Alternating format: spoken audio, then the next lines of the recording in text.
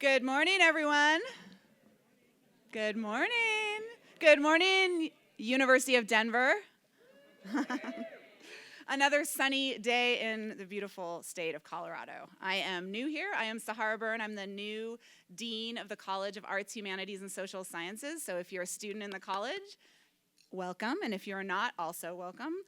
I am very pleased this year to welcome the year's Margolin Lecture. Welcome you all to the year's Margolin Lecture. Taco USA, Food, Culture, and Journalism, featuring LA Times journalist and commentator Gustavo Arellano. Welcome, Gustavo. This annual lecture in the Department of Media, Film, and Journalism Studies was established by the Margolin family in honor of Morton Margolin, renowned Colorado business journalist and Pulitzer Prize nominee. Do we have any members of the Margolin family here tonight?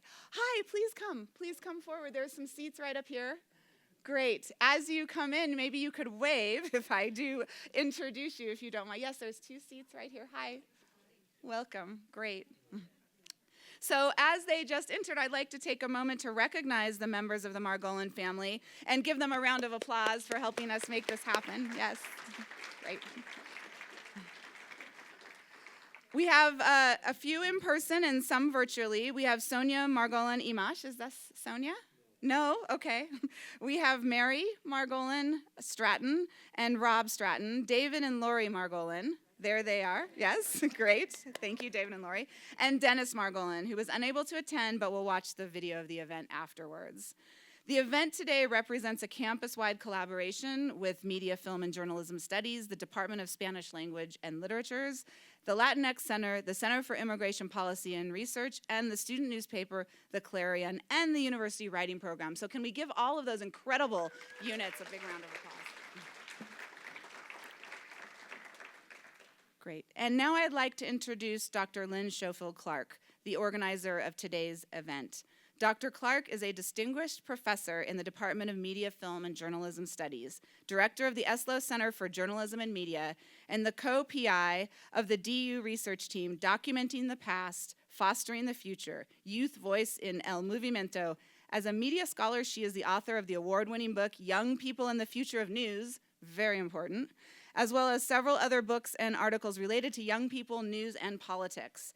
She researches how young people and their parents from Black, Brown, and Asian communities get news and information about the communities they live in, and how TikTok and Instagram are now initial sources for a lot of that news, which I'm sure many of you can relate to. Who gets their news here from TikTok? 2 people? I get my news from TikTok. Who gets their news from TikTok? I get my news from lots of places, but one of them is TikTok, and I know you do too. And so what we do here is study what the meaning of that is what are the effects of that, and of course, how can we make that news delivery improve? So TikTok and Instagram are now initial sources for a lot of that news. She teaches courses on TikTok, AI, and media effects. Please join me in welcoming to the podium Dr. Lynn Schofield-Clark. Thanks very much, Dean Sahara Byrne, and I am going to introduce her afterwards, so thank you for the generous introduction. Dean Byrne, this is one of her first big events in front of students, so I'm really happy that you've had a chance to hear from her and that she'll be able to be with us for today. She started this fall after many years of serving in leadership positions at Cornell University in New York State. She was the Senior Associate Dean of the College of Agriculture and Life Sciences there. And she also has received a lot of grants from the NIH, NSF, National Cancer Institute, for her research into media psychology, and in particular the cognitive development of young people and the role that media plays in that. So we have a lot in common, which is fun to have her as a colleague and dean. And she has a BFA in film and television from NYU and MA and PhD from UCSB, and she's already making a very positive difference in our college and in our approach to liberal arts here at the University of Denver, and so we really appreciate her leadership. So let's give her a round of applause again. And I also want to say a special thanks to the members of the team of the College of Arts, Humanities, and Social Sciences who greeted you on the way in and helped to pull today's events together. Elizabeth Oliver, Hillary Hutcherson, Ethan Dvorak, and others who are in the back. So thank you very much. And Laura too, Laura back. Okay, so we have a number of classes here. So I want you to look around for a second. And if you are from the storytelling and reporting class, if you could raise your hand. A couple of people from that one. All right, how about from activist media? And from beginning Spanish? And intermediate Spanish? Heritage and bilingual Spanish speakers classes? And from first year seminars. We have a number of folks from first year seminars. All right, thank you all for being here. Give yourselves a round of applause. So we have a great program today focused on food, culture, and journalism, otherwise known as storytelling. And to get us started, we wanted to recognize one of our local experts in these areas. That's me, not me. Associate Professor Julia Roncoroni, who is at the Morgridge College of Education, and she's a faculty member in the Counseling Psychology Department there and leads the Health Disparities Lab.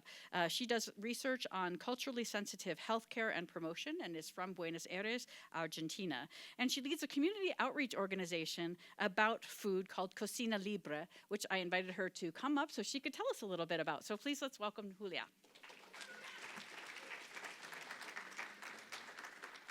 Thank you so much for the intro. I'm really honored to be here today. So I am Dr. Julia Roncoroni. I am an associate professor of counseling psych here at the University of Denver. I have been at DU since 2016. I used to be a really serious quantitative researcher until I changed my mind, and now I do food, and it's super fun. Don't tell my dean I said that. Last year, we started a social enterprise called Cocina Libre. The mission of Cocina Libre is to partner with immigrant communities and uplift their stories through food. The team includes me, an immigrant from Argentina. I'm a licensed psychologist. I was a teacher for many years, and then I became a psychologist and have worked with immigrants my entire career. I also work with my partner, Dr. Figueroa. He's an immigrant from Puerto Rico, an ethnomusicologist, and we started thinking of Cocina because we both have worked with immigrants our entire careers, and being surrounded by immigrants, we started recognizing that what we were seeing on the media didn't quite reflect the stories that we were hearing face to face. The stories of resilience, the stories of power, the stories of grit, and we wanted to share those stories. Our concept, we started, again, because the rhetoric around immigration is really broken. I'm gonna ask you a question. When you see the news, what do you hear about immigrants? And you can see anything.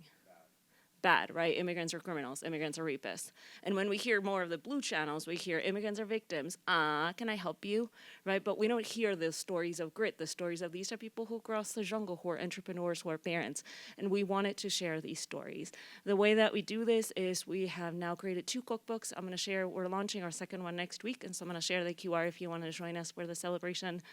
We launched the first one in May 2024. We also have created 2 documentaries, one launched in May 2024, and the other one's coming this week. We have podcast episodes that we did with 17 chefs in the Denver area. We're launching them this month. And then we also do events in the community. We have been, tonight we're at History Colorado. We have been at places like Denver Library. Here at DU, we've done several events. The profit of the work that we do goes to pay for our chefs' licensing and training in the food industry. So it's a project for immigrants and also by immigrants. This year we were able to train 8 chefs with Mi Casa Resource Center. And so those chefs now are ready to be plugged into the food industry and have some connections that they didn't have before their training. Our book, we didn't know any of this was happening. We launched the book because the stories were important to us. We wanted to share them. And then boom. We've sold at this point more than 850 copies. We've been on NPR, we have a series with Univision that's won an Emmy. And for us, this is less about the ego part of it, although it is fun to share with a chef that your story's on the news. But it's more, this is how much we're craving these conversations, right? And how much we're not getting them. We have, again, I was only given 2 minutes, so I'm gonna stop here, but we do have an event coming up, the launch of our second book. I'm sorry the slide looks a little funky. The event is on September 29th at Mile High Spirits. With that QR, you can sign up. It's a free event open to the community. It'll be catered by the Hispanic Restaurant Association, so we'll have free good food. We'll also have music. We'll have the chefs there signing books and sharing some of their stories, and we'll also screen our second documentary. Thank you so much for the space.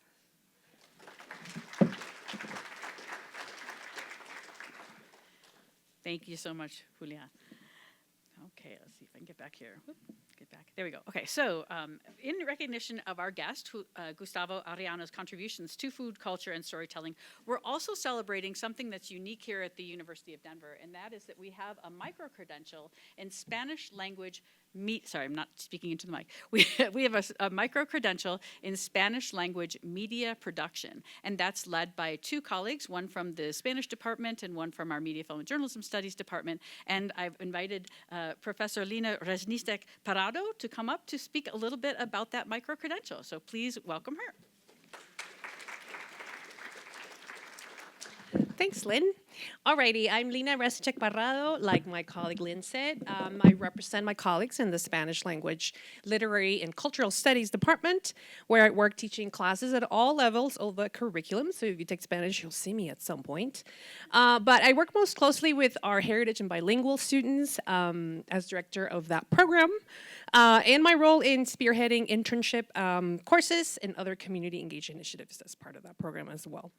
As a program, we're always interested in forging collaborations across campus that have the potential of not just guiding students to make disciplinary connections that make sense, like media in Spanish, but also to find career-relevant venues for them to find their true passion and ideally a job that you'll like after graduation.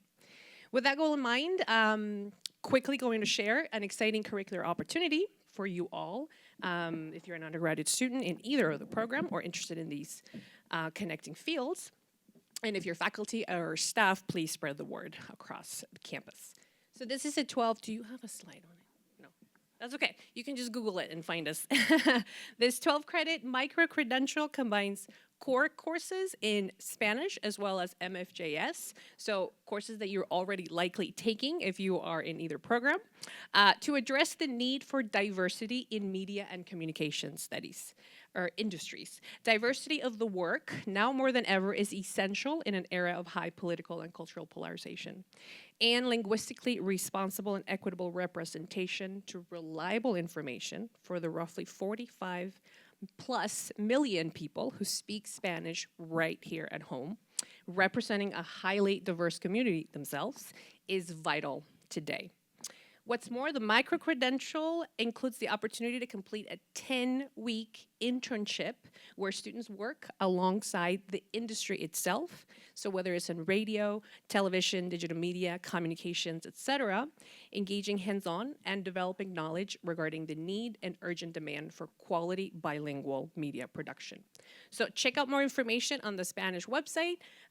Shoot me an email on me or on my colleague Carlos, who you will meet shortly. And then nos vemos en clase. Hasta luego. Gracias. Gracias, Dina. So now you've heard from a number of people, and we've been introducing people to you, but it's now time for you to introduce yourselves to one another. And so and to help to bring this together, I've asked some of my volunteer colleagues in the faculty area to hand out some candy for you from Mexicandy, which is a place near Sloan's Lake. If you're familiar with some Denver, it's in the West Denver area. But I wanted you to get a little bit of a taste of some of the food that we're able to hand out. So if you could, and I can ask some folks to hand out some food. We'll be giving you some things that are two different kinds. There's a pica fresa and canel. So, and while this candy is coming around, I want to ask you to introduce yourselves to one another. So to turn to each other, talk to each other a little bit, and tell the person next to you, what is your favorite food from home? Or what is your favorite Mexican food? We'll be back. An opportunity for you to speak to one another again in a few minutes after we've had a chance to hear from our speaker. But before we introduce our speaker, I wanted to tell you a little bit about how you came to be here today by starting to tell you about who Morton Margolin is. So you've heard this is the Margolin Family Distinguished Lecture that we give every year, and this is an annual lectureship that started in 1979, and we give it to a person who has made an outstanding contribution to improving our collective understandings of the relationships between politics, economics, and journalism. Morton Margolin was a lifetime journalist who reported on business and economics and received many awards throughout his career. He built the bulk of his career at the Rocky Mountain News, which some of you may remember or have heard of. It hasn't been in business here for a while. He was also one of the founders of the Colorado Business Magazine. He was nominated and was a finalist for the Pulitzer Prize when he produced a series of news stories in 1952 that exposed controversial U.S. reclamation projects in the central Wyoming area of Riverton. Now, do we have anybody from Wyoming in the audience? A couple of people, okay, so you may know what I'm talking about. Do you know what reclamation is? Is that a word that's familiar? I know I have a number of first-year students. So, well, in 1951, a geologist discovered that there was uranium in the area outside of Riverton, Wyoming. And prospectors and ranchers then flooded into the area seeking to claim a stake in the land. And at the time, the U.S. government had been seeking uranium to build its nuclear power plant. And so Morton Margolin reported on the fact that the U.S. government was asserting a right to claim the land back from the prospectors and the ranchers for their nuclear program. In other words, the U.S. government set out to reclaim, reclamation, the process of claiming something back, the land. But what was controversial was that the U.S. government hadn't had a right to the land before the prospectors got there, because the Riverton and the greater Pumpkin Butte area is home to the Eastern Shoshone, the Northern Arapaho, Crow, and later Sioux tribes. Native Americans had lived in that area for 11,000 years or more. And a controversial treaty had established the Wind River Reservation in 1868. And then when the state of Wyoming was established in 1890, the government opened some of that land for settlement and established the Trust Lands Program that dispossessed indigenous people of even more land in that area. Reservations were formed in small parcels that forced indigenous people to relocate and also forced indigenous people to pay for the right to lease, the right to practice agriculture on the land that used to be theirs. The Trust Lands Program of the late 19th and early 20th century, therefore, allowed for about 90 million acres of reservation lands to move into non-indigenous ownership. So a lot of the area around Riverton and Pumpkin Buttes, those of you who are from Wyoming know, is pretty remote. And actually it hadn't received a lot of attention. That is until there was a discovery of uranium. And so in 1952, Morton Margolin highlighted the fact that business interests were influencing government decisions. And that's why he reported the government was seeking to reclaim and to claim that they were reclaiming the land. So debates about the sovereignty in this area have raged on for years, in part because of Margolin's reporting. In 2013, for instance, the U.S. Environmental Protection Agency ruled that Riverton had been a part of the Wind River Reservation for the past 108 years. This ruling gave the tribes, I'm going to show you actually, this is just in case you're not familiar with the Wyoming geography. This is a little bit of a geography lesson of where you are in Wyoming. You can see where we are in Denver. The Pumpkin Buttes is kind of directly north of us, and then Riverton is a little bit to the west there. The ruling from 2013 gave the tribes the right to measure air and water quality in the region, and that gave them recognition of the rights to that land. But then a Circuit of Court Appeals in 2018 ruled that the city of Riverton and surrounding lands were not part of the Wind River Reservation, and in June of 2018, the U.S. Supreme Court upheld that decision. And as recently as 2024, a report with High Country News, which is one of our wonderful regional news organizations here, one tribal leader commented, "It's not a want of ownership, it's a want for protection of resources, for making us whole again, to manage our forests the way we want to manage them." Morton Margolin's legacy of storytelling, therefore, continues in this lecture and in the stories of this important land. This is a picture of the Pumpkin Buttes, Wyoming. And there's from the Wind River Reservation. This is the 12th year that the Morton Margolin family has given support to bring a distinguished lecturer to campus in order to inspire our future generations of business, economics, and journalism leaders, as well as leaders from throughout our university. And I'm very pleased to be able to recognize members of the Morton Margolin family here in the audience, and also those of you who will be watching later on. Thank you so much for your dedication to your father's legacy, and we're very proud to be able to uphold it. And so I want to thank the family for continuing to support their excellence in journalism, and it's really a pleasure to remember the legacy here that is left for all of us.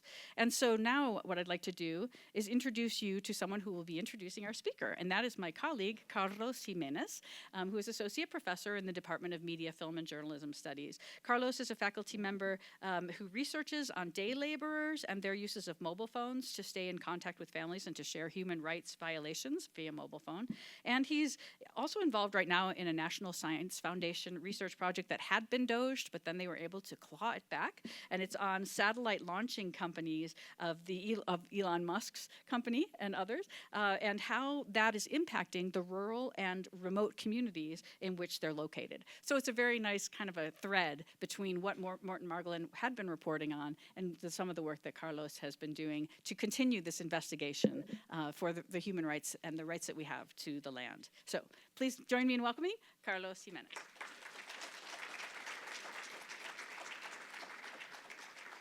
Thank you, Lynn. Thank you for the Margolin's family support. Thank you so much for being here. Thank you, students, for being here. It's a packed house. Look at this. Gustavo, you're going to like this. Well, good morning, everyone. I have the distinct honor of introducing our guest today. It's my great pleasure to introduce a journalist, writer, and storyteller who stands at the unique intersection of food, culture, and social commentary. Our speaker today, Gustavo Arellano, is a celebrated columnist for the Los Angeles Times, a former reporter and editor at OC Weekly. At OC Weekly was where he gained national fame for his column, Ask a Mexican, which you should totally look up if you haven't. He is the author of several acclaimed books, including, promo here, Taco USA, camera person ready, How a Mexican Food Conquered America, and it is, of course, for sale, so we encourage you to get the book. A prolific voice in American journalism, Gustavo was part of the Los Angeles Times team that was awarded the 2023 Pulitzer Prize in breaking news. His individual work has also been recognized at the highest level. He was a 2025 Pulitzer Prize finalist for commentary. His writing beautifully connects the personal to the political. Through his columns and books, he invites us to think deeply about the food that we eat and the communities that create it. He is also a huge fan of Denver Mexican food, which he calls DenMex. You'll hear more about that today, I'm sure.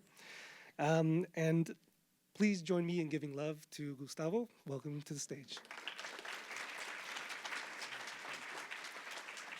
Thank you all for being here, whether you came on your own accord or this is the class that you have to attend. But I really do appreciate it. Actually, can we get the Corinne's photo? And you don't need to see my name. You know what it is.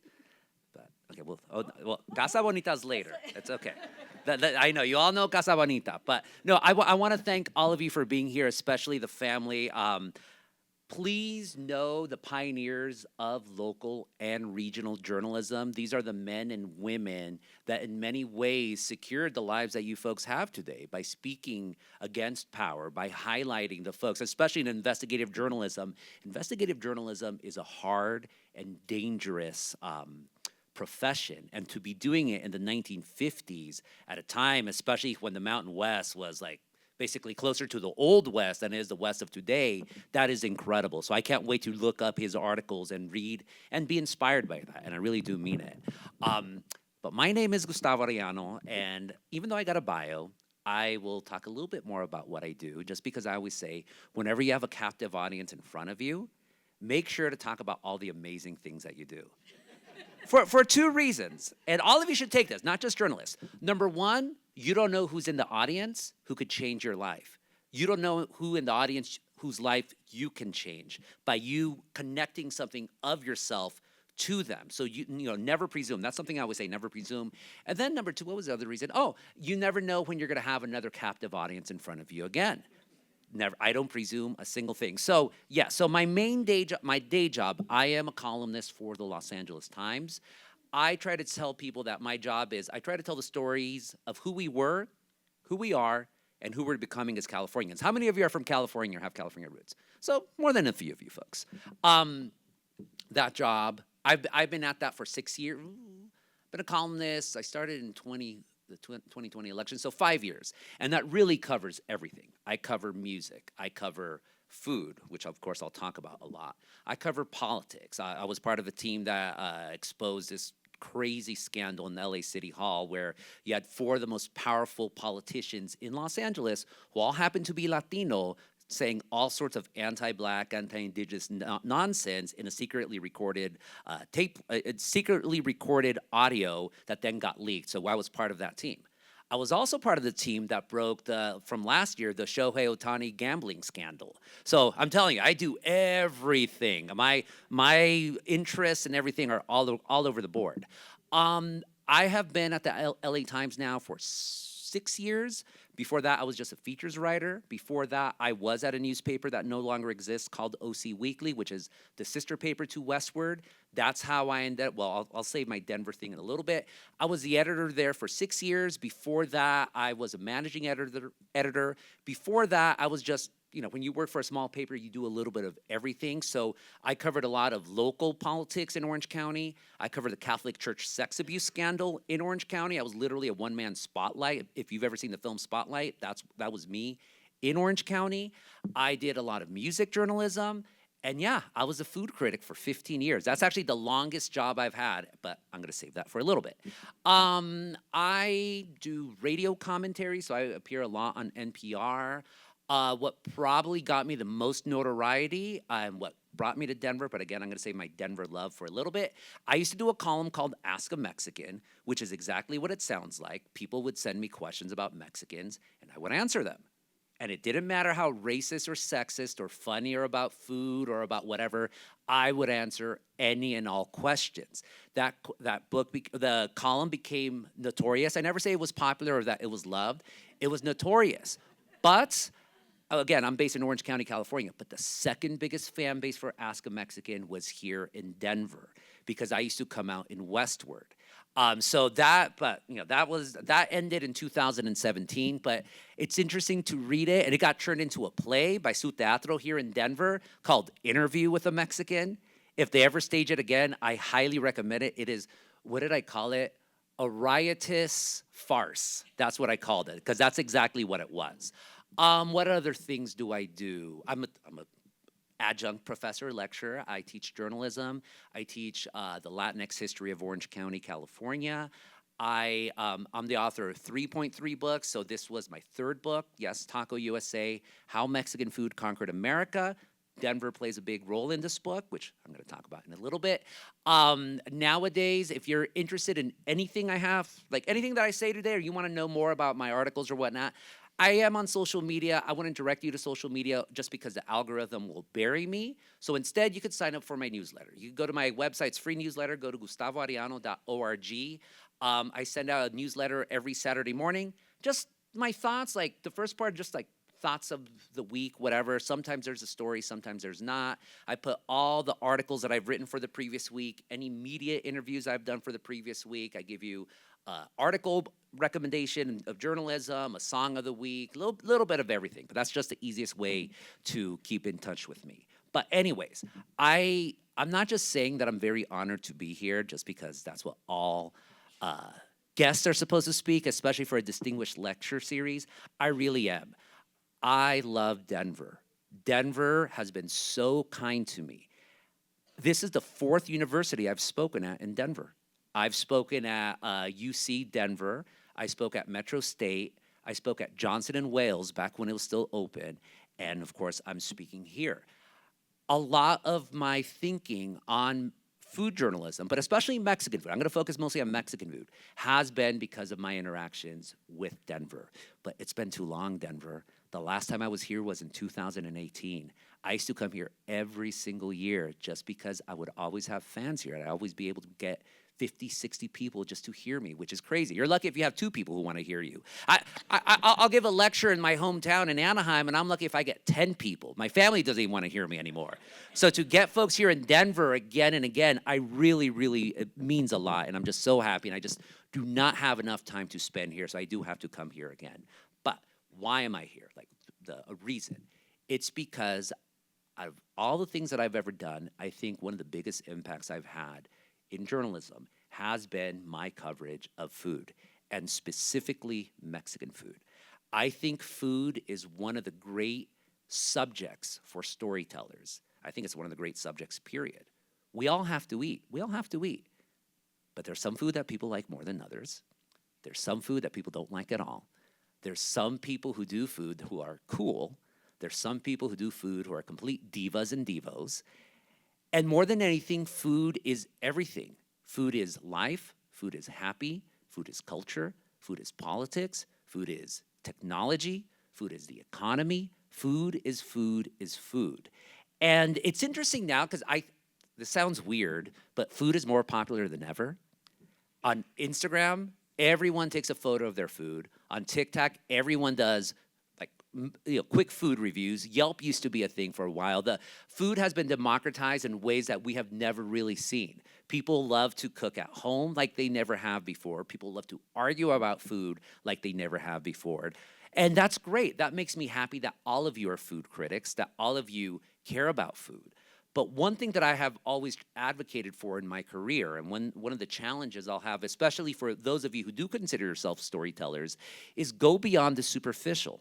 Go beyond what is easy. It's easy to take a photo. It's easy, but not as easy as taking a photo, to do a TikTok reel. But who's doing the food? What's the story behind it? What's the history behind it? What is the economy, the economics behind it? Who are the systems behind all of it? It's hard to tell, but what I've discovered in my career is that people are thirsty, pardon a pun, a cliche, whatever, but pardon that.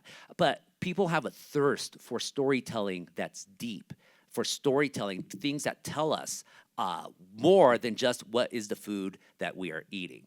Oh, questions? Oh, you're doing the whole. Anyways, I'll get to where this is in a bit, but just admire this beautiful neon sign.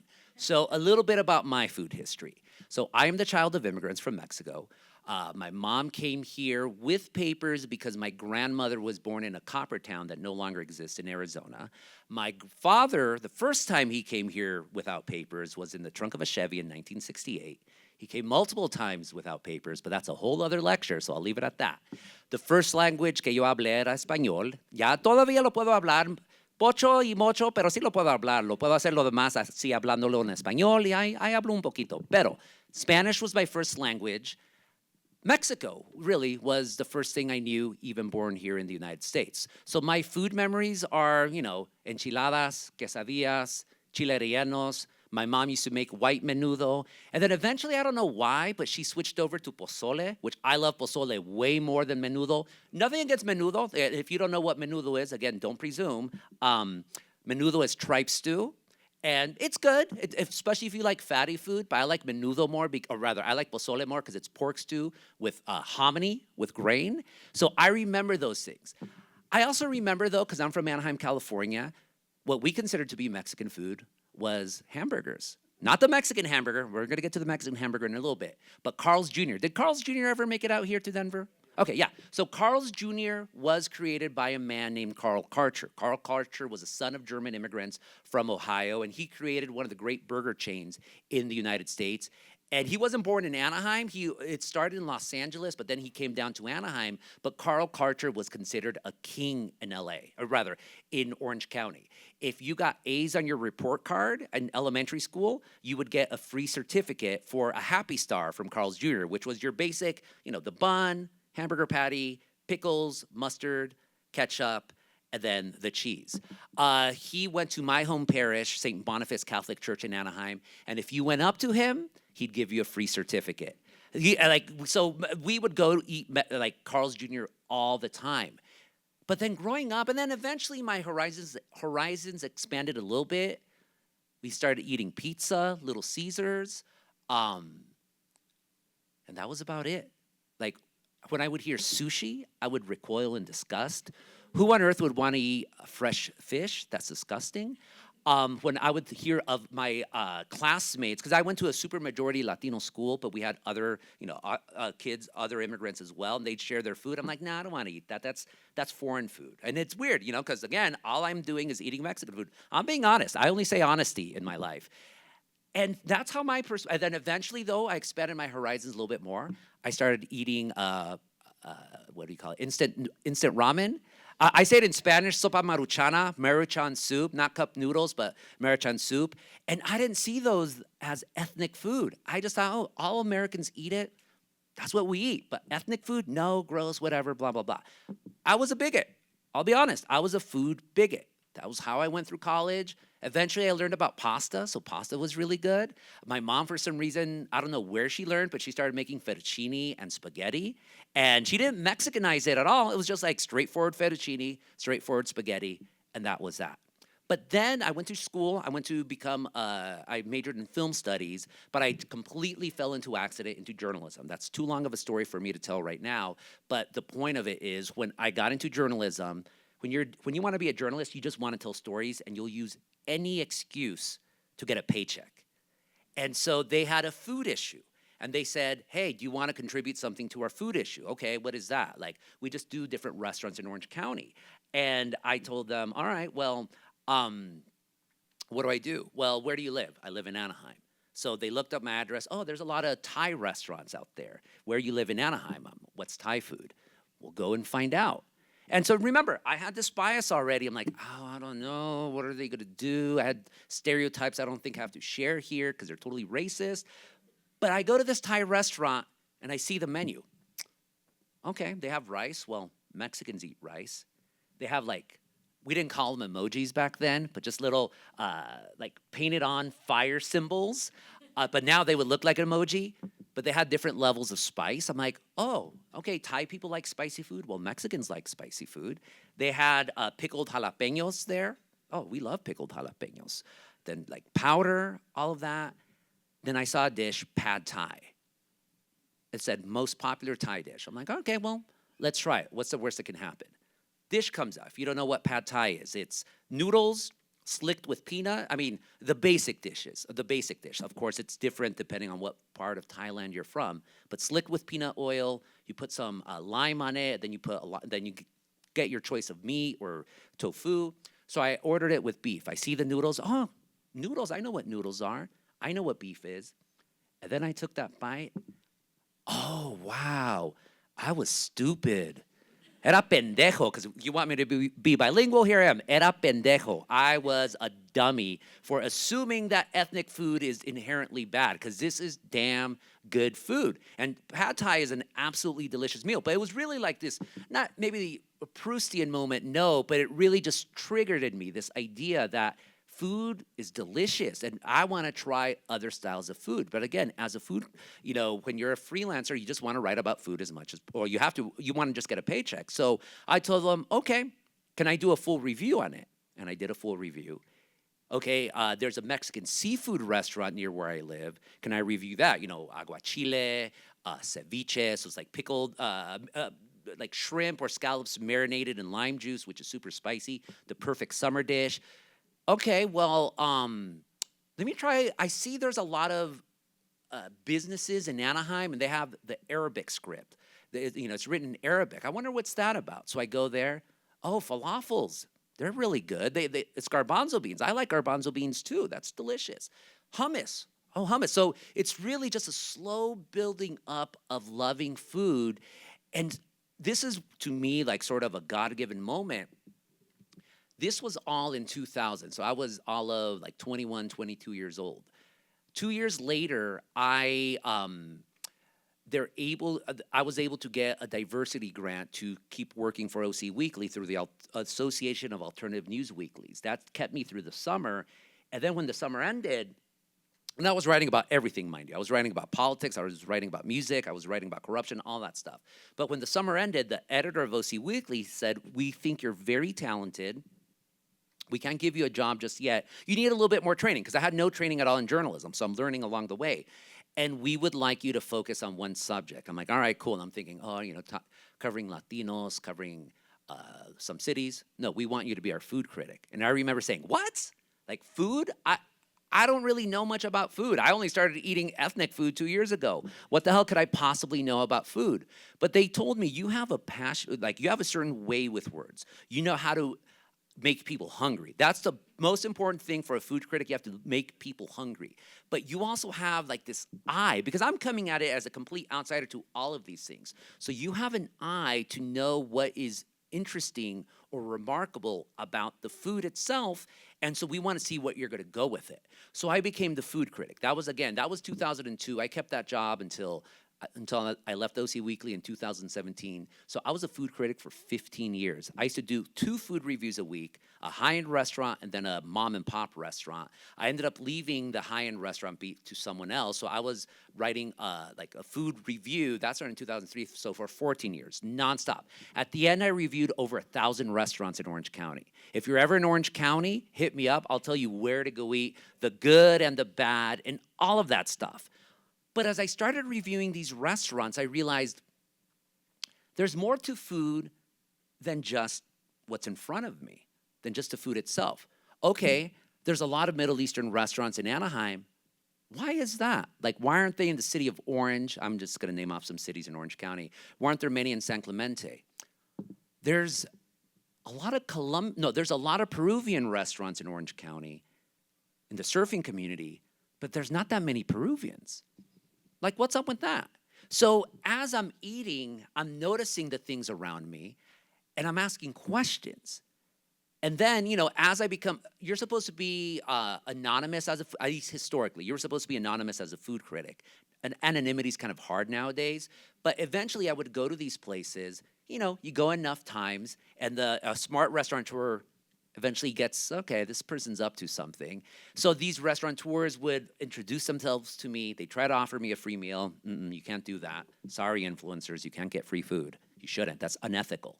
And then I started talking to these people. So I started getting, I started realizing, again, just paying attention. I used to go to this restaurant called Regina's. It was called Regina's Restaurant. And it was an Argentinian restaurant run by a Greek Argentinian. And Argentinians, you think one thing about them. I'm like, I didn't know there was a lot of Greeks who went to Argentina. And he told me about his life story. And this was around 2002 during the World Cup. If you know anything about Argentinians, they love their soccer. If you know anything about Argentina in 2002, though, the economy was collapsing. So you had all these refugees coming in from Argentina. They're looking for a taste of home. And there was Argentinian restaurants across Orange County, but this was the hub. And I remember his name, Elias Nikias, the kindest restaurant owner. And so I thought as a review, you know what? Argentinians love their food. Argentinians love their soccer. It's the World Cup. I got to hang out with these people for the entire World Cup. And if you know your soccer, they had a terrible World Cup. Absolutely sad World Cup. They were up, but, that was also, there was live, so we were getting up at like 2 a.m. in the morning, completely packed house, and I'm getting the stories of these refugees. They're telling me, I left because the economy just collapsed. Some people were refugees from the 70s during the Dirty War. And I'm telling all these stories in the course of a food review. And the restaurant was amazing. You get your parrillada, so, big, huge. Argentinians think pork is a vegetable. So meat on meat on meat. You have your sweetbreads. You have your blood sausage. You just have your regular sausage. You have your skirt steak. You have the chimichurri. You have potatoes on the side. Amazing. You have your red wine. And it's a small little place, but the conviviality is amazing. And Argentinians love Mexicans because they always beat us in soccer. So they all accepted me oye, che, and all that. Che, boludo, all that good stuff. And it was so sad, though, because at the end, soccer is everything to Argentinians. So for them to lose in the World Cup like they did, it was heartbreaking. At the end, people were crying. People were just commiserating in their sorrow. Their country is in ruins. Their soccer team is in ruins. And here I am just as a reporter, writing all of that. And the review came out, and people just loved it. And because of that, though, the Argentinian community said, hey, you paid attention to us. You treated us with respect. If you want more stories from our community, come and tell us. So I was able to tell a lot of stories about the Argentine community at a time of political crisis. And this is early on in my career. So I make a whole career out of it. I become a food critic. I write, I talk about the political angles. I talk about all of this stuff. And then, as the years go on, and really just a couple of years, I really start focusing on Mexican food because, I'm a child of Mexican immigrants. Orange County is a very, when it comes to our Latino population, Orange County is a 35% Latino now, and out of that, 75% of those Latinos are Mexican. And I started noticing, even as a Mexican, I didn't even know what Mexican food was. So my family's from a state in Mexico called Zacatecas. Any of your family members from Zacatecas? there's some old school connections, especially those of you who are like old school, manito culture and all that, like the original colonizers, let's call them who they were, from New Mexico, they all came from Zacatecas. So we are people who love cactus and we love our cheese, especially both of them together.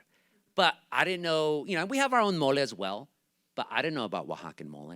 I didn't know about aguachile from Sinaloa. I didn't know about the tlacoyos from Mexico City. I didn't know about the pambazos from Mexico. Mexico City is its own world. It's amazing. But I noticed all around me when I saw a Mexican restaurant, there was a story behind that Mexican restaurant.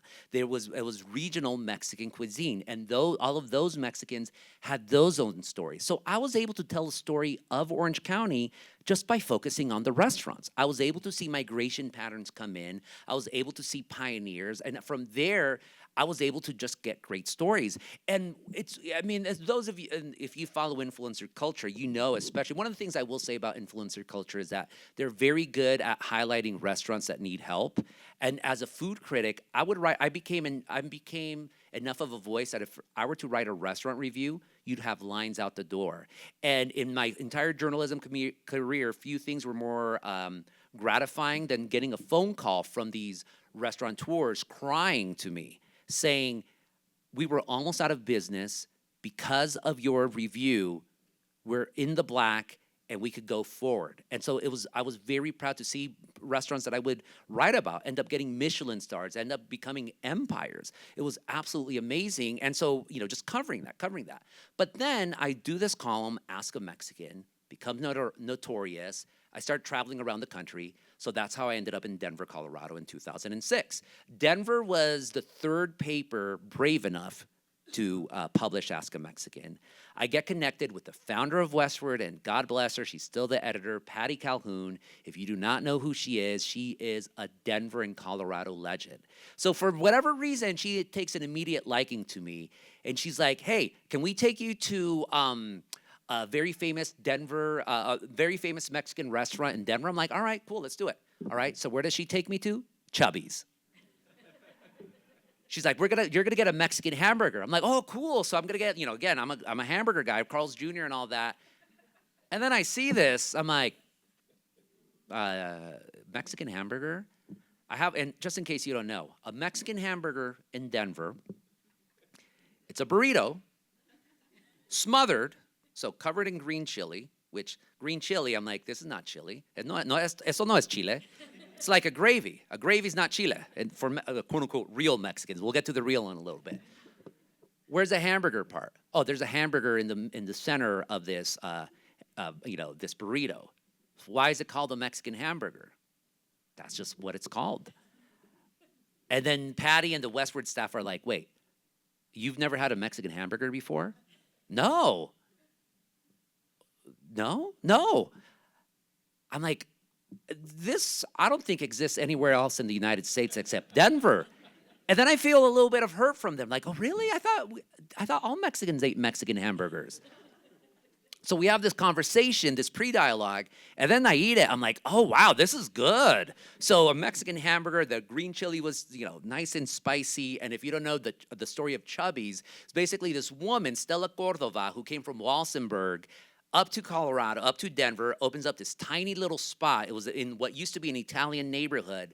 Tiny little spot, open until 4 in the morning, and then they opened up at 6. I never get like a 2-hour break at this point, just go all the way through. And she was a legend. I mean, she was running the restaurant into her 80s. Westward did a cover story about her, and the best story about her, someone tried to hold her up, like with a gun. Hey, give us your money. And she's like, wait, I gotta finish this meal. And so she's making it, and the gunman's like, come on, you do it. She's like, wait, you don't mess around with a 75-year-old woman, especially a restaurateur. And then finally, the guy's like, he got scared because she was yelling at him so much that she just ran off. Like, no one would hold up Stella Cordova from Chubby's. So I left, this was 2006, and then by then I'm touring around the country, and I'm realizing when we talk about Mexican food in the United States, we're talking about a lot of different places. We're talking about a lot of different regional traditions.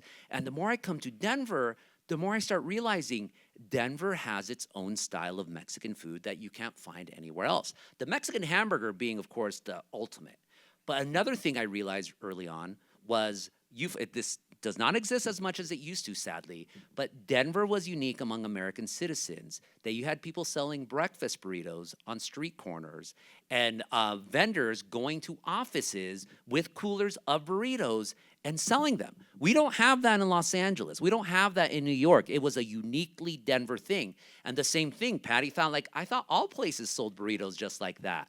No, you don't have the cult of the green and red chili as a breakfast burrito the way they make it at Santiago's.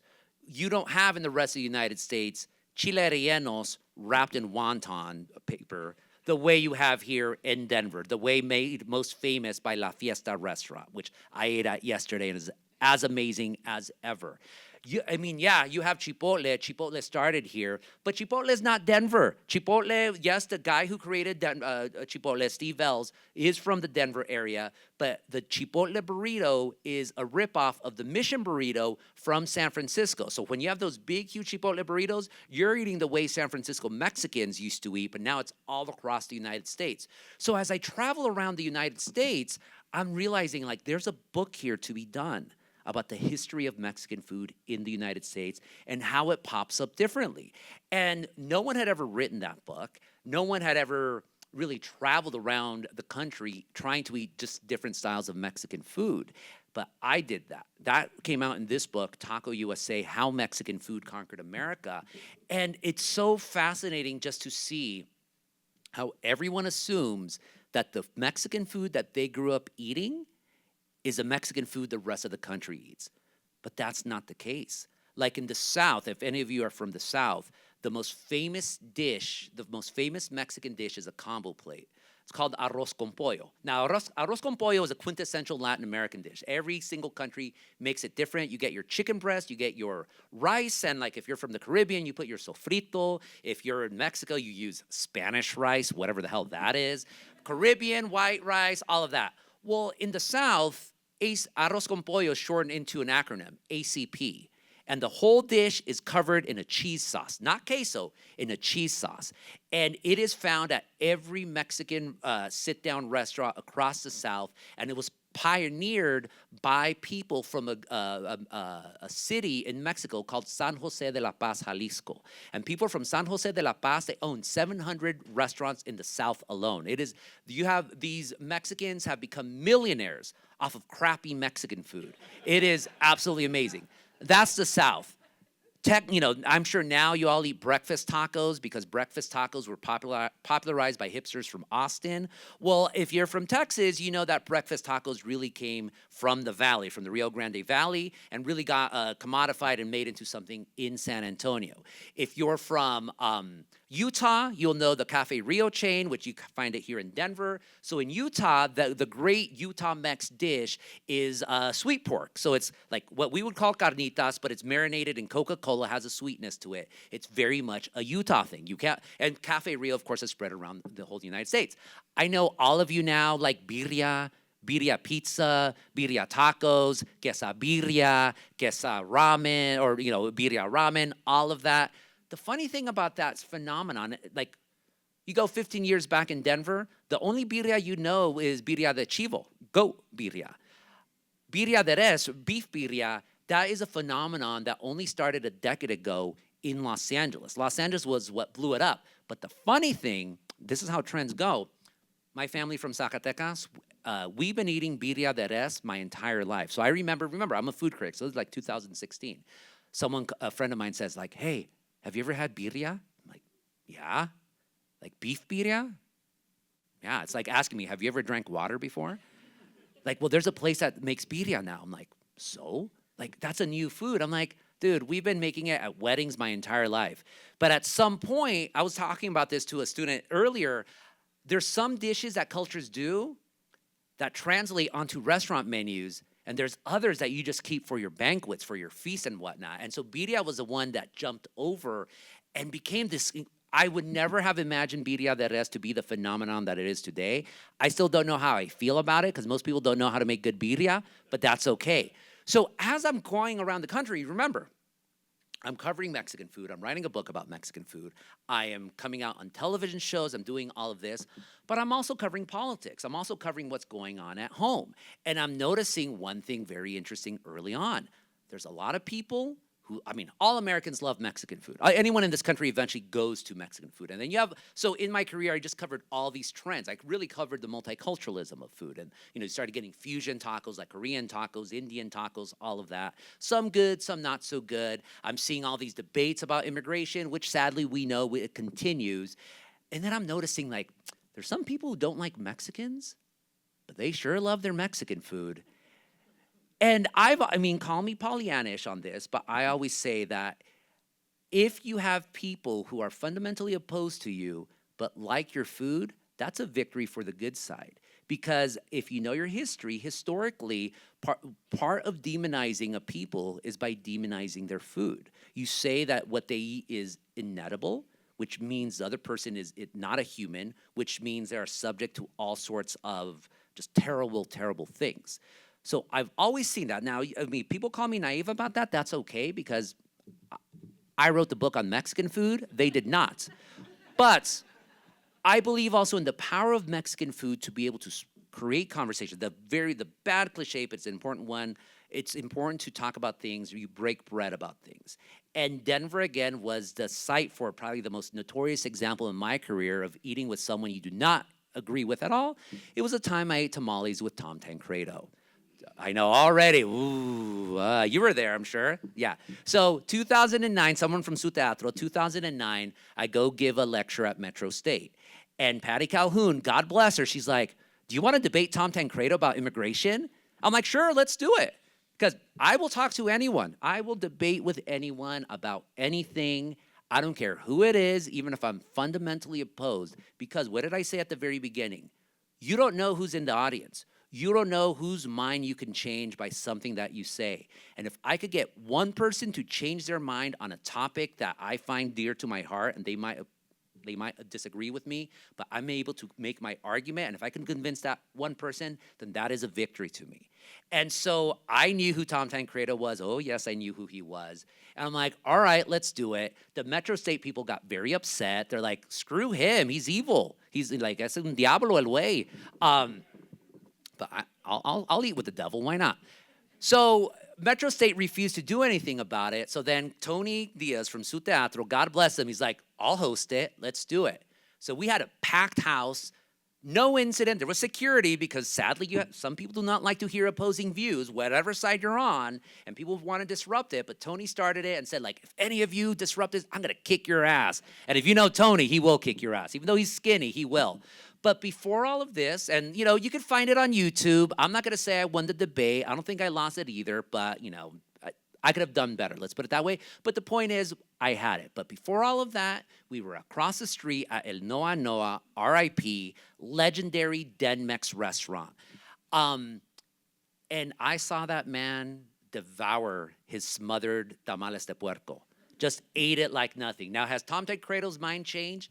Probably not. Was I able to change minds by doing that? Yeah, I had people wrote to me afterwards saying, I don't really agree with you, never did, but hearing you talk with Tancredo, who I'm a big fan of, I appreciate your point. And so I saw that as a step, at least in a positive direction. And my journeys about covering Mexican food continue. And I'm still learning things about Colorado. So if we could get back to the Koreans thing. So in 2018, I did a road trip for Eater. Eater is this cool food website. Because it's not coming out there. That's why. Tech.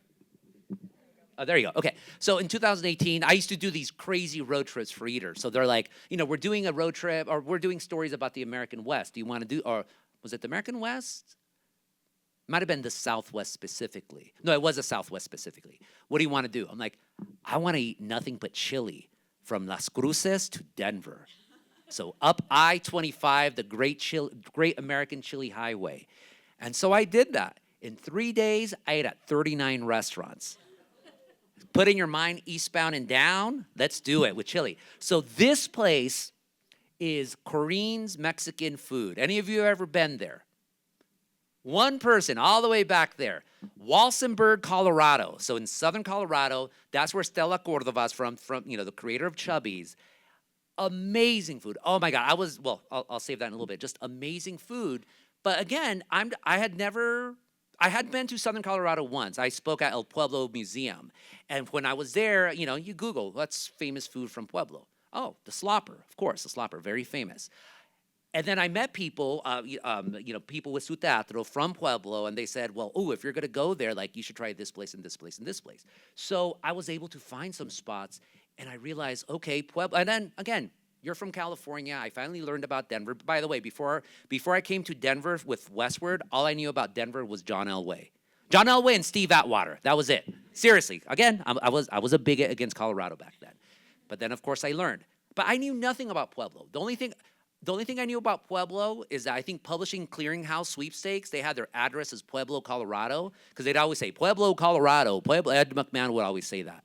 But I go to Pueblo, and I'm eating a style of Mexican food I had never had before, which is Southern Colorado Mexican. And I was familiar with it, though, because it was, if you know anything about your Colorado history, you'll know Southern Colorado was populated by people from New Mexico, the whole Manito culture. They were relatives, so they have a lot of those same traditions, but also made it as their own culture.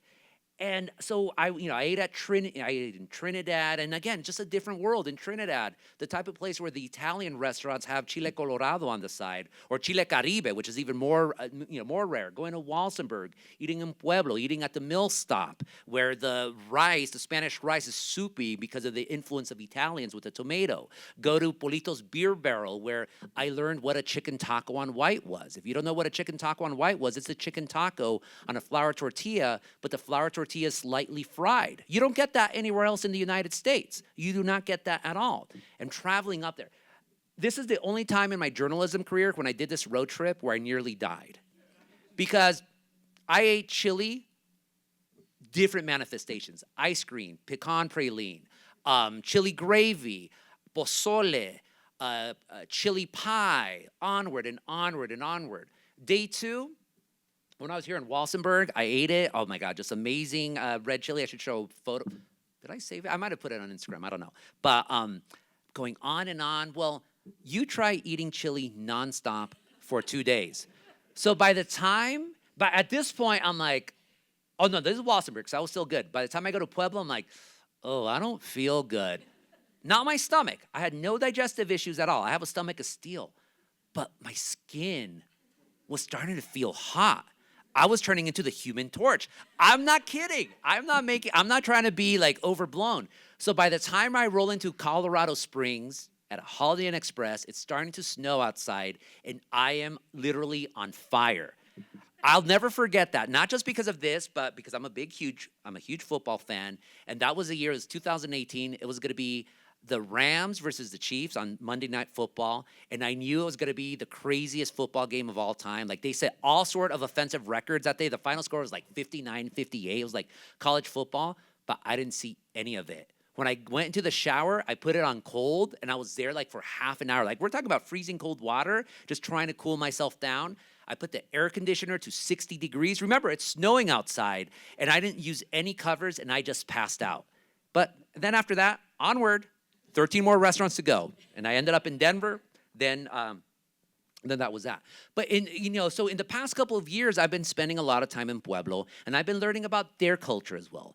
Up here, of course, you have the cult of the chili. Well, you better not be eating hatch chili. You're Coloradans. You have to eat Pueblo chili, the Mirasol chili. But again, as you do this food coverage, you start learning about biases. And I'm very sad to hear that people in Denver seem to not like people from Pueblo. That Pueblo seems to be looked down upon as being too ethnic, too poor, too Mexican, too all of that. It's true, sad but true. I talk to you folks, and I see that. And the people in Pueblo definitely feel it. I think Pueblo's an amazing city. I think Pueblo, like the history of the multiculturalism and all of that stuff, it is absolutely amazing. And I could not find out about all of these stories without covering food. And sadly, when it comes to food coverage, I've talked about a lot of funny stories. I've talked about a lot of controversial stories. There's also sad stories. In 2018, it wasn't for this no, it wasn't for this road trip, but another one. I was able to pass by Springs, by Colorado Springs, and I got an invitation from two kids from California, from San Diego, Rich and oh my gosh, the Fierro family, the Fierro family. They opened up a brewery, Atrevida Beer Company. I'm not a beer drinker. I'm a bourbon guy. I'm an old school drunk. Sorry, but I know Stranahan's is great. I love Stranahan's, but they're like, you should try our beers. They're like Mexican style. It's Latina owned, and I go in there and I taste them. They're, oh my God, they're so absolutely amazing. I should do a story about you folks, but then thing just got in the way. And then when you had the horrible Club Q massacre in Colorado Springs, one of the heroes, one of the people who subdued the gunman was Rich Fierro. Like, I see that name immediately, I know who he is. And I'm like, oh my God. So I was able to write a column. It's like, these people were heroes. And of course, that's the last thing he would ever call himself, a hero. He is not a hero. He'll tell you immediately.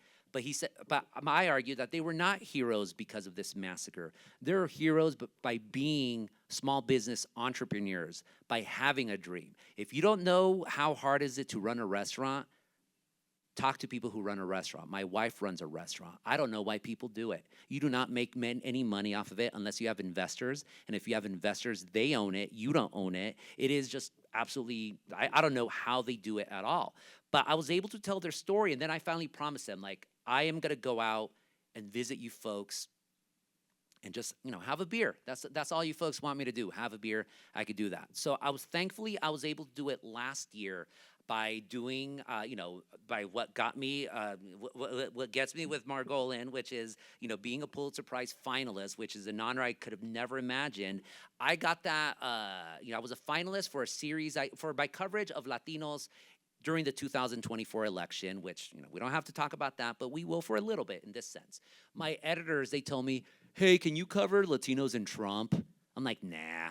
I've been covering it since 2018. I've been sounding the alarm to Democrats saying, hey, Latinos are swinging to the right. Don't assume that Latinos are always going to be Democrats. You know what happens when you assume, and I'm not going to say what it is, but then I said, you know what? Okay, I'll cover this issue, but it has to be covered my way. So I did a road trip across the American Southwest, 7 stops, 7 days. I love to drive, and I love to drive fast. No speeding tickets anymore, thank God. And so part of that brought me back to Colorado. I was able to go to Antonito, Colorado, population 600, all the way out there in the San Luis Valley. Why would I go to Antonito, Colorado? Because that is the home base for the oldest Latino civil rights group in the United States, a group called La Sociedad Protección Mutua de Trabajadores Unidos. How many of you have ever heard of that organization? Some of you. The whole room should know what this is. This is your history, Colorado. And I was able to meet people. They celebrated their 100th anniversary. I sadly was not able to eat any food there, but I have to go back to the valley, eat at Alamosa. But I was able to swing back through, plugged into Walsenburg, ate my lunch there, and then I was able to go to Colorado Springs for the Hispanic Chamber of Commerce event. So I did a whole column about, what is leadership? What is Latino leadership? You could all argue one thing or another. For me, it's just a matter of, especially small business people, they are leaders, and they all have stories to tell. They all nourish our community as well. So that's what brought me back here. So I guess, so many stories I could tell you, way, way, way too many. But if you learn anything from my career, number one, challenge yourself. You always have to challenge yourself. Consider that you're wrong. I mean, remember, when I was in high school, I was a culinary bigot. I thought all this ethnic food was disgusting, and I had never even tried it. I didn't even want to try it. Once I realized that I was wrong, I embraced my faults. And I've been atoning for them ever since, but still, it started from that level. Number two, there's always more there than just the food itself. If I had just stayed at, and this is a critique, again, I have of influencer culture. A lot of it is just, oh, look at me eating. Oh, look at this person, they're really cool. But what are the connections? What are the people behind it? What are the systems? I mean, I haven't even talked about migrant labor. I'll give one more story, actually, about migrant labor sort of toward the end. There's so many stories there that you could tell. And now, especially your generation, you have this. You could do videos. You could do TikTok reels. You could do books. There's so many different ways to tell the stories. Number three, don't assume that, again, everyone's like you. When it comes to Mexican food, look, Denver has amazing Mexican food. I cannot overstate how amazing the food is, but no one else in the United States knows about it. And sorry, Denver, when it comes to Latinos, no one cares about Denver Latinos outside of Denver. Maybe the American Southwest, but it's true. It's true. I told my class, I teach a class on Tuesdays, bless you, and I have some students from the Denver area, so they were shocked that I knew about Chubby's. And then he's one of my students. He's really cool, but I bragged to him. Oh yeah, by the way, I'm gonna be I'm gonna get catered by Santiago's. And he's like, oh man, you're making me so homesick and all of that. But I made a point where I said like, oh yeah, no one cares about Denver Latinos. And then they got, hey, what's up? What do you mean? I'm like, so I asked my entire class, all Latinos from LA and Southern California, do any of you ever think about Latinos when it comes to Denver? Not a single person raised their hand. And I know those are harsh words to hear, but the reason I tell them is, tell the rest of the world about Denver Mexican food. Tell the rest of the world about Denver food, period. I mean, you've had an influx of Colombians and Venezuelans coming in the past couple of years. What are their stories? I don't know their stories other than, the stuff that we hear about Aurora and Tren de Aragua and all of that. Tell me a story that's more than just that. Find those stories. And it's incumbent on you folks, especially if you care about your area as much as you do. Whatever your culture is, whether it's Denver culture, Latino culture, Latinx culture, Latinx culture, whatever you want to call it, Hispano culture, no one's going to tell your story except you. And if someone else does tell your story, they're probably going to tell it wrong. I mean, why is it that a Mexican kid from Southern California happens to be the most prominent expert on Denmex food in the United States? There's something wrong about that. That said, I do it with honor, I do it with humility, and I do it until one of you step up and become that ambassador to be able to come out on NPR and talk about Mexican hamburgers and talk about La Fiesta and talk about all of that stuff. One final story, then we're gonna take questions. Again, the stories that people are always just fascinated about food and how it works. In 2018, I did an article for the LA Times arguing that instead of having spring break for high schoolers should go pick crops in California because agriculture is such a huge, Denver here, or rather Colorado here as well, but in California, it's huge. It is part of our mythology. It is part of our economy. It is part of so many ways. And so what I argued is you get these high school suburban kids go spend a week out in the crops to realize how hard is it to pick crops. And the kids, the high schoolers who get up at 5 a.m. to help out their families, take them to the beach. So they get the spring break, the other people don't. Got a lot of attention. Then I get an email from someone saying, hey, you're not far off the bat. Did you know that in 1965, after the American government canceled the Bracero program, so we hear about guest workers, like, oh yeah, guest workers, they'll do the jobs Americans won't. Well, in 1964, the United States government canceled the Bracero program, and the farmers are like, well, we need people to pick crops. So the American government, what do they say? All right, let's get a bunch of high school athletes to do it during the summer. So it's called the A-Team. You got a bunch of Hall of Famers telling high school kids, if you're real macho, if you're real strong, you're gonna go pick crops out in the field. They got 20,000 kids signed up. At the end, 3,000 picked crops. At the end, only about 100 of them actually went through with the whole thing. It was an unmitigated disaster. But this guy told me his story. This is a guy who worked on The Godfather, Apocalypse Now, and all these things. And he said he had been trying to sell the story to Hollywood for decades, but no one would ever buy it because they could not believe the premise. You mean high school kids pick crops for the summer? Give me a break. Well, I did that story for NPR. It went completely viral. It comes back every couple of years because people can't believe that story. Anyways, that was sort of an aside. Let's take questions, or if there's a next part for this, let's go on to the next part. There it is. Sorry. Go to Corinne's. Thank you so much. So thank you all for giving him some applause. And before we take questions, we're going to actually give him an award. So I'm going to ask our dean to come up if she can, because I know she's going to. So, and the Margolin family, if you could come up, please, and join me. So this is the award that we give each year to the Margolin speaker. So I'm pleased to present this. And we'll just, thank you.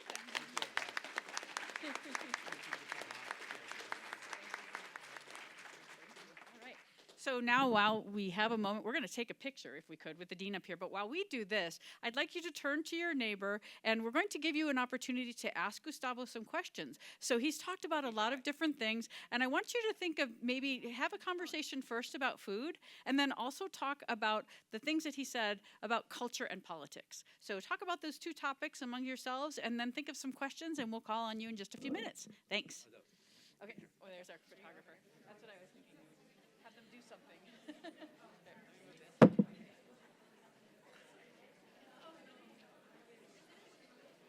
right, thank you.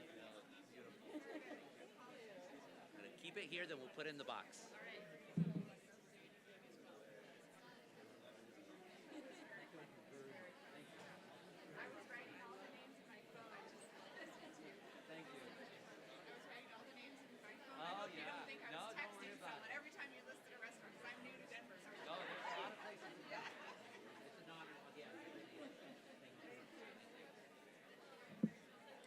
Have a sip of water, and we'll give them a chance.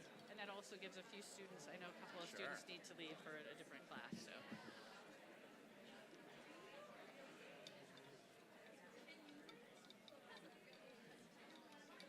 Great talk, though. Oh, That thank was you. I so think I hit all fun my and interesting. Colorado notes. Yeah, you got a lot of good points in there. That was really awesome.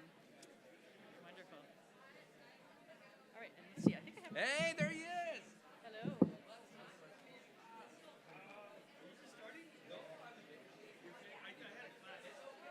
I shouted you out though. I shouted the time we had Tancredo. Oh, that was yeah. Stop. No. I would have picked you up. No. I would have picked you up after they have me on such a crazy day schedule. But I have to come back. I have to meet all my friends here. I'm just here for. Then when you're done, I'll get out of the way. No. You're great. Thank you. Oh my God. So Okay, I have the microphone, so I can bring this to you for some questions, and I wanted to make sure that Gustavo has a chance to chat with all of you. So I'll just head to the back here, and we can start with some questions in the back. Let's see. I've just noticed recently in terms of like cultural foods on the internet that when people make dishes from other countries, there's a lot of people who say in like the comments like, oh, you haven't made this dish correctly, or this isn't actually that dish. I was wondering, do you think that like sort of the popularity of making food on the internet has maybe divided people more through food or brought them together more? the idea of authenticity, yes, I forgot to say that. Again, I was a culinary bigot. So I would always say, oh, Taco Bell, that's fake Mexican food. Oh, white people making Mexican food, that's fake Mexican food. There's authentic Mexican food. But look, I told you all these different regional styles in the United States. When I talk to people about the Mexican hamburger, they're like, what abomination is that? That's not real Mexican food. But again, I go to Mexicans here who grew up in Colorado, proud Chicanos. This is what we grew up in when it was Mexican food. So who am I to say that the food that you grew up eating is not the real Mexican food? And this comes in other cultures, but I'll focus on Mexican food. And vice versa, who are the people who are not from where I grew up in Orange County to say that the food that I eat is Mexican? And this happens in Mexico as well. In Oaxaca, one of the culinary treats is chapulines, crickets, dried. They're delicious. They taste, if you've ever had like dried shrimp, a little briny, they're really good. You can put them in chocolate and all that. In Mexico, historically, Oaxacans have been looked down upon because they're mostly indigenous people. In the United States, the inverse has happened. Oaxacan food is considered to be one of the culinary pyramids, or one of the culinary heights of Mexican food in the United States. So how sad is it that Americans were quicker to embrace Mexican food than Mexicans themselves were done?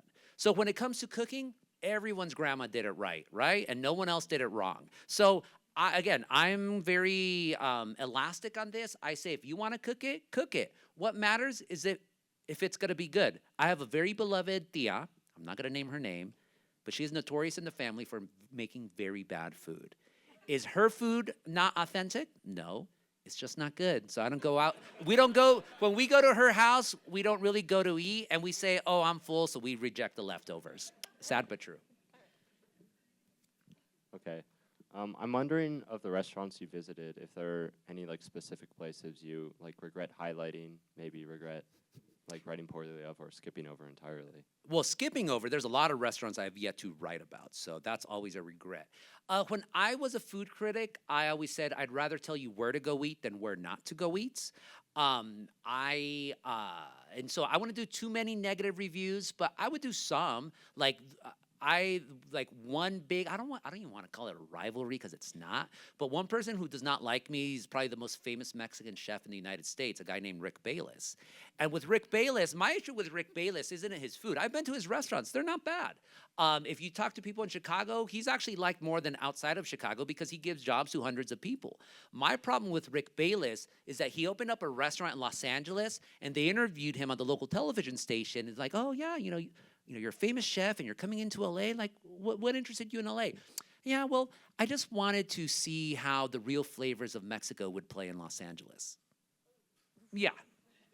That's what I have an issue with. And I don't have an issue that he's a white guy telling us this. I have an issue that you're so clueless about where you're coming in. You're basically a colonizer, and you're telling us what real Mexican food is. Give me a goddamn break. So I wrote about it, and you could read about it in the book. But look, and I know you're seeing more controversy when it comes now to this era about whether some restaurants support a certain presidential president, and should we eat at those places. Myself as a food critic, when I wrote about food, I just focused, this is a great place for you to eat. The politics, I could talk about the politics, and I'll tell you what the politics are, and if that's going to stop you from eating at a place that I think is great, well, that's up to you. But my job is to tell you what the food is and leave it at that. Now, that said, this would really get into the local level where you had like really great restaurants funding local candidates who were completely corrupt and trash. I had to point that out too and say, hey, you know what? You have a great hamburger here, but they're giving money to this totally corrupt official that's like ripping you off. So if you want to fund that, have fun. Perhaps a naive question. Tex-Mex. Is that the whole state of Texas? And, this is what we always seem to talk about. Tex-Mex gets all the attention that it does because of a woman named Diana Kennedy. Diana Kennedy was very important. There's going to be a question in the back, just to let you know.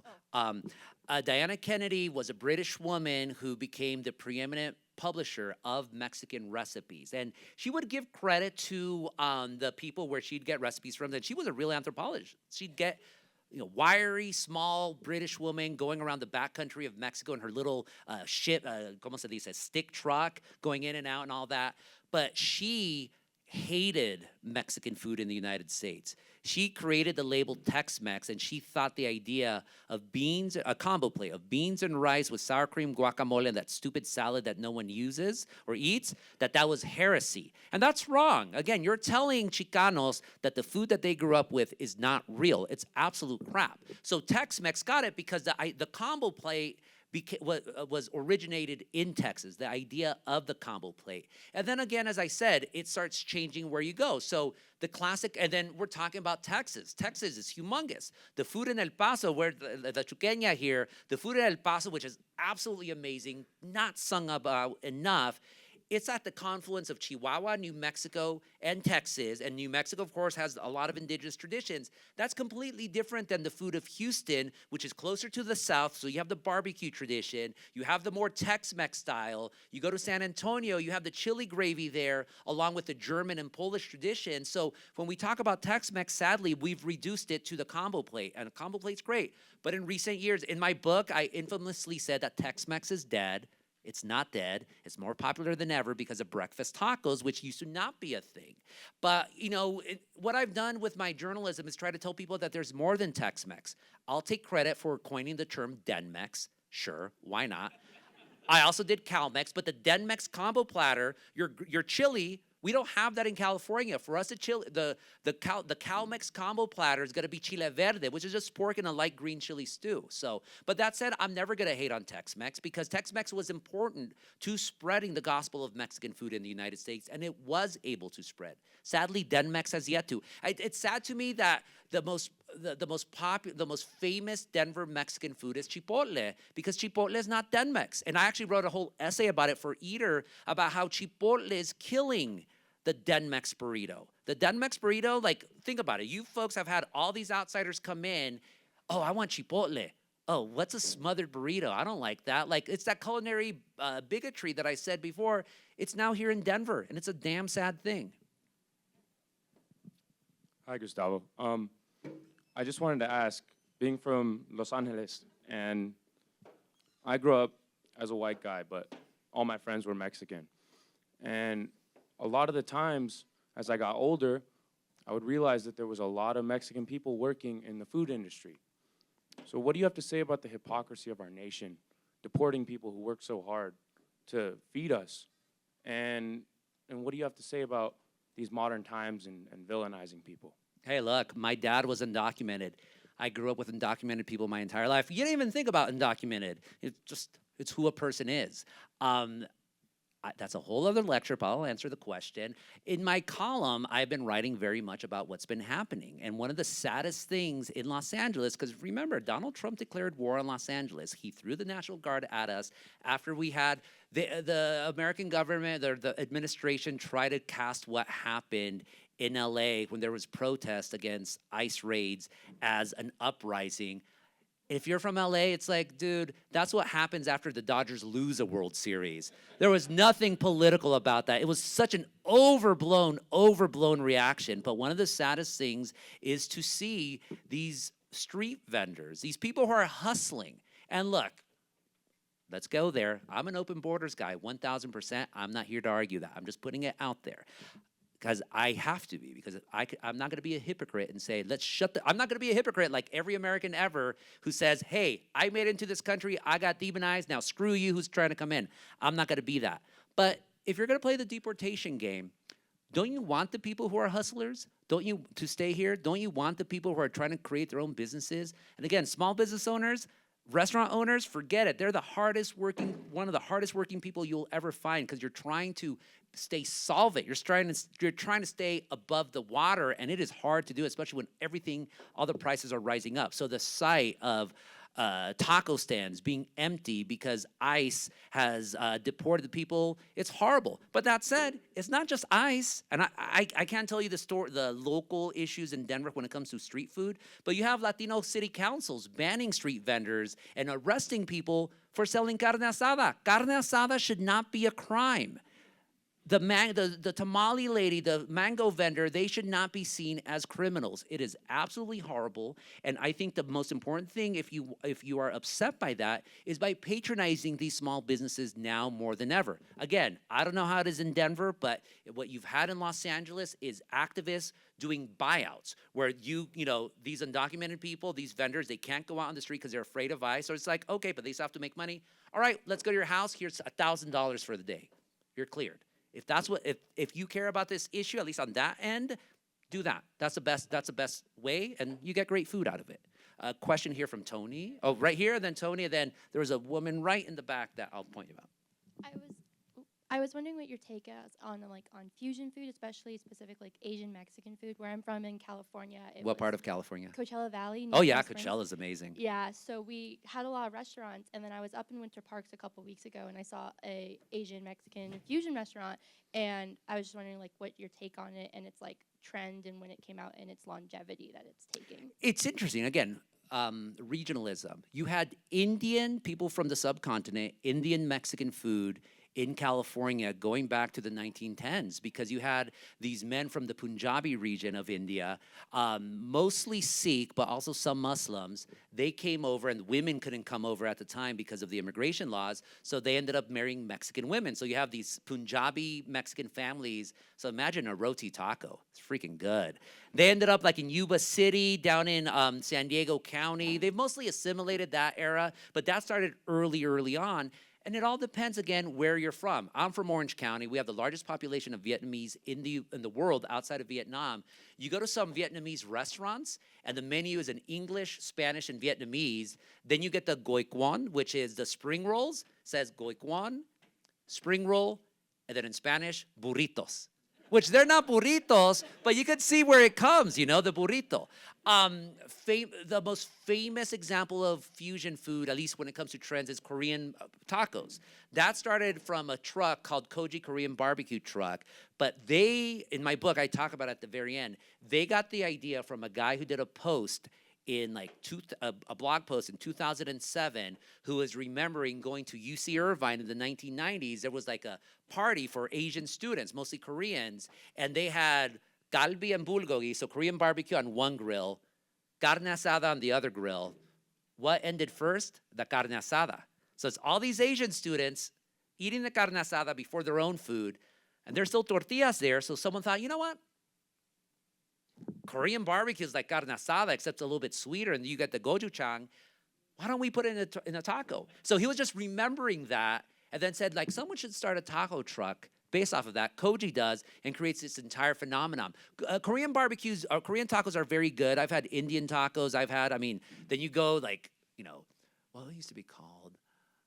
It's like German taco. But again, German tacos were around or Polish tacos were around in San Antonio, just a kielbasa inside a tortilla. So the main criteria I have when it comes to fusion food, is it good? And if it's good, why not? Simple as that. Coachella Valley has great Mexican food, by the way. Oh my God. I have Indian friends who use tortillas when they can't have naan. And this is Tony Garcia from Su Teatro, by the way. Legend.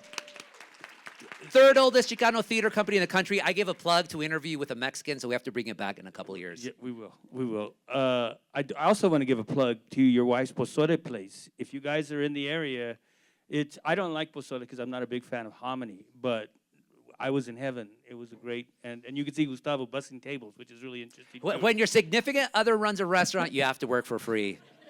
Alta Baja Market. So my question is, you almost got us killed in San Antonio when you answered this question, but let's see how we do it here. Which is better, Hatch or Pueblo Chile? Oh, yeah. Pueblo. I said this earlier. Pueblo Chile. Pueblo Chile. And by the way, though, again, there it is. I'm the one who drives around. I'm the one who does the research. You got Pueblo Chile's here. Hatch is good, don't get me wrong. But you talk to people in New Mexico, they say, yeah, Hatch gets all the money from tourism and the chili growers and all that. So that's why the whole phenomenon has gone up. Socorro Chile is even better. Chimayo Chile is the best, but they get smaller and smaller. Lemetar Chile is very, very good. But Pueblo Chile, again, people hate on Pueblo. They should not hate on Pueblo. Pueblo's badass. No, I mean, when you have people here in Denver, I mean, what was it? Whole Foods. I did this article in 2018 where I put it out. I said, Pueblo Chile, the Mirasol, is better than Hatch Chile. And all the New Mexicans are like, oh, cute little Colorado, thinking you're better than us. There. Give me a break. By the way, I love New Mexico. I absolutely love New Mexico. If you came in, we're playing nothing but New Mexico music, which, gosh, I could just do a whole lecture on that. It's amazing. But no, look, the Pueblo Chile is spicier. The Pueblo Chile has more flavor. The Hatch Chile is good, don't get me wrong, but the Pueblo Chile is absolutely amazing. You should all be buying your chiles from the San Luis Valley. Support your local farmers. And you want to talk about politics, the big farmers down there in the valley, it's not the Hispanos, they're Italians. Mauro Farms, Musso Farms, and there's issues with Mexican or the Hispano farmers trying to get their chiles to get more prominence, but they're getting blocked by some of the bigger farmers. I just found out that story when I was at CSU Pueblo earlier this spring. I'm fascinated by it. I wish I had the time to tell the story, but again, why should a Mexican with glasses from Southern California be telling these stories when you folks should be telling those stories? Right there? I've been one of the main reasons that I'm interested in food is because I like taking the trains all over kind of the Bay Area to many of the restaurants, and I've noticed that when I'm in the Bay Area, most of the restaurants I noticed were seafood based. I've seen one or two just Mexican restaurants. I noticed that one of the restaurants I've been to was called La Paloma, which I think went out of business during the pandemic. And then the other restaurant I went to was in Sacramento called La Cosecha. And I was wondering, do you know any Mexican restaurants that are in the Denver metropolitan area that are well known for their cuisine? Well, for their cuisine, I mean, you have a lot of famous places. You have, again, I said, for Denmex food, Santiago's, the Santiago's Burritos chain is it. You have La Fiesta, you have Chubby's, and all the ripoffs of Chubby's, by the way, because if you know the family, you have a Michelin-starred Mexican food. What's a Michelin-starred Mexican restaurant here? Alma Fonda?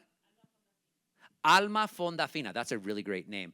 So now you have Michelin-starred Mexican restaurants in Denver, which I think is amazing. You have, a community that thinks breakfast burritos are part of their daily bread, which you can't get more entwined with a food and the soul of a region than saying this is what you eat for breakfast, you know?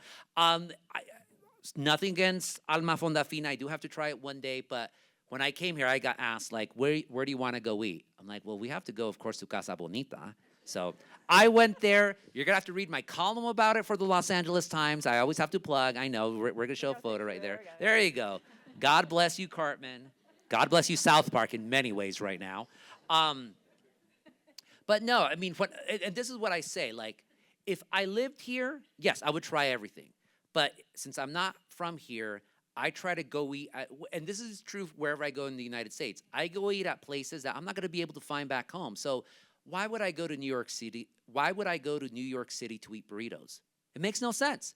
I'm going to New York City to get, Ukrainian food, West African food, Trinidadian food. Those are the foods that we really don't have in Southern California. So if I'm in Denver, I mean, I'd probably go get Italian food because Italian food I know is big here. But no, I'm going to get Denmex because the only thing Latinos in Southern California know about Denver Latinos is Andres Galarraga. And how long ago was he? You know, Vinny Castilla.